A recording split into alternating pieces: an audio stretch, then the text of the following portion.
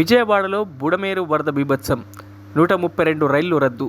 బుడమేరు పొంగడంతో మునిగిన Rayanapadu railway station. విజయవాడలో బుడమేరు వరద బీభత్సం సృష్టిస్తోంది. దీనితో విజయవాడ మీదుగా వెళ్లే 132 రైళ్లు రద్దయ్యాయి. 93 రైళ్ల దారి మళ్లించారు. తాత్కాలికంగా 9 రైళ్లు రద్దయ్యాయి. కొండపల్లి, రాయనపాడులో రైలు పట్టాలపై వరద నీరు ప్రవహిస్తోంది. ట్రాక్ పైన నిలిచిపోయిన 3 రైళ్లు. 40 ప్రత్యేక బస్సుల్లో ప్రయాణికులు తరలింపు. 2000 మందిని బస్సులో తరలించిన అధికారులు.